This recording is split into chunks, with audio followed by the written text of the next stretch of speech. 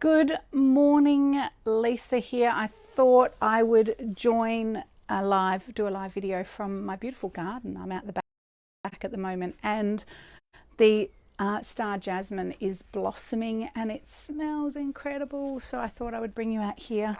If you see, we do have a big spider that lives in here somewhere. So if you see him drop down, let me know. Today's live video, I wanted to talk to you about finding the path of least resistance. So it's a bit of a Reiki tip, and also one I thought I would share a recent experience where I was lying in bed awake at night. I was stressing, and I started to give myself Reiki because I was just worrying about things that are really outside of my control. With regards to my children. So I ran energy on myself. I just connect into my heart when I feel I need to just give myself a quick Reiki top up, especially when I notice that I'm feeling quite stressed or agitated or worried. And it was worry, so I was reminded of the Reiki principle just for today, do not worry. So what I was worrying about, to give you some context, is both of my high school children have started homeschooling at the moment. So we found that they were struggling at school, both for different reasons, and I won't go into the details. And Georgia, bless her, she is a determined young soul, so she went and found an alternative. And when it was presented to Gerald and I, we just fell into it. And at the time, it feels like a better opportunity than where they were. But again, it's a whole big change for our little family, as well as running a very busy practice and business. So here's how intuition can help you. I was in a bookshop and I found this book, and a friend of mine had told me about it years and years ago. And she was explaining to me that the Winnie the Pooh as a story is very wise, and I didn't believe her at the time. I had a bit of a chuckle. And then I started doing searches on Pinterest for Winnie the Pooh quotes, and I highly recommend you go and do it, because it's mind-blowing how wise the author of Winnie the Pooh was. And this book is actually written by Benjamin Hoff. So it's called The Tao of Pooh and the Tea of Piglet. I don't know if I know I'm pronouncing Tao right, but it's spelt T-A-O. And it's the principles of Taoism demonstrated by Winnie the Pooh and Piglet, and it's inspired by the original stories. So what he found in the introduction was that he found that a lot of intellectuals were trying to talk about spiritual mystery and spiritual philosophy, and they were just overanalyzing it a little bit and missing the point.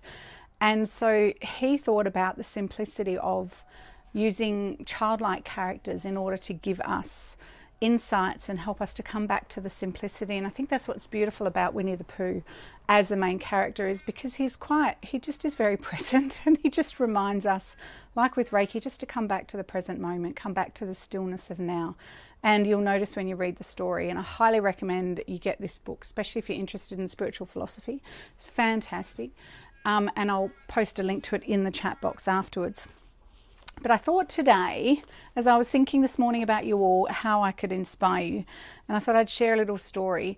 So what I did, so there I was stressing out, I was giving myself Reiki. It was about 3 a.m. in the morning. This was about a week ago. And I said to my guide, I said, Anya, show me what it is I need to know. And I basically picked up this book, I flicked through it, and I opened to this page, and I started reading. So here's what I read, and I'll share it with you today. Hi, Cindy, lovely to see you here.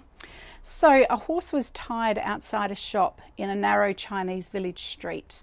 Whenever anyone would try to walk by, the horse would kick him.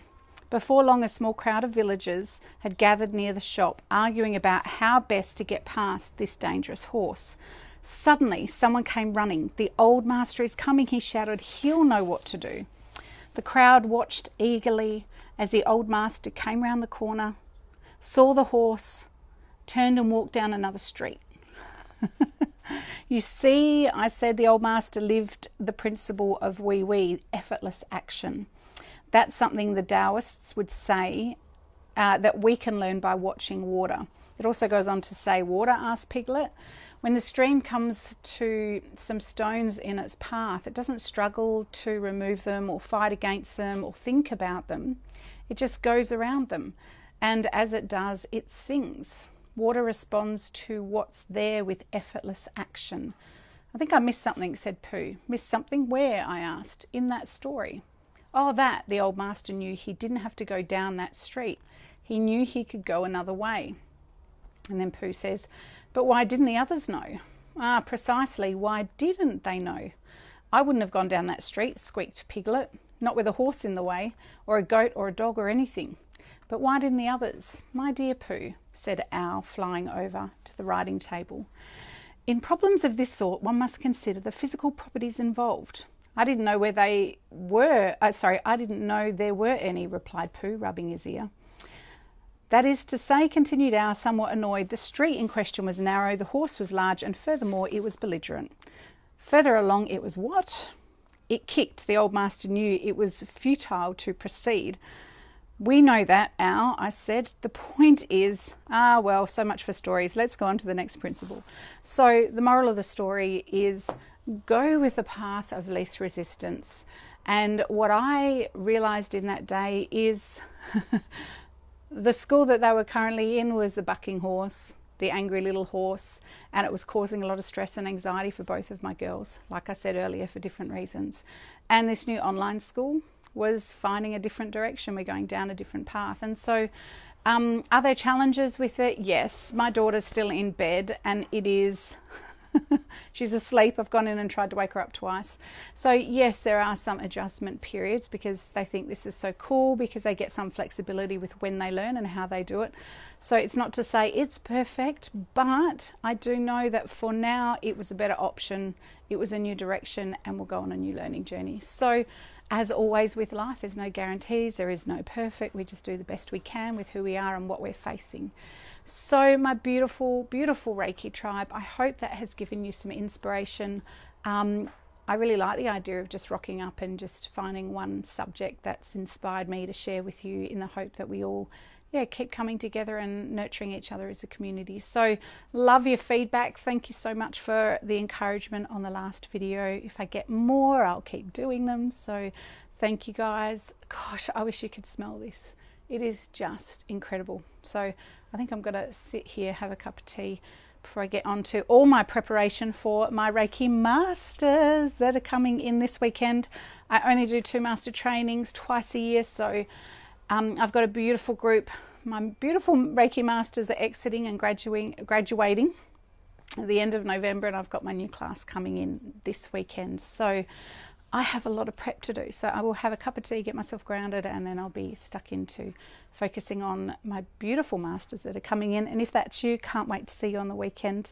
And yeah, sending you all lots of love. Bye.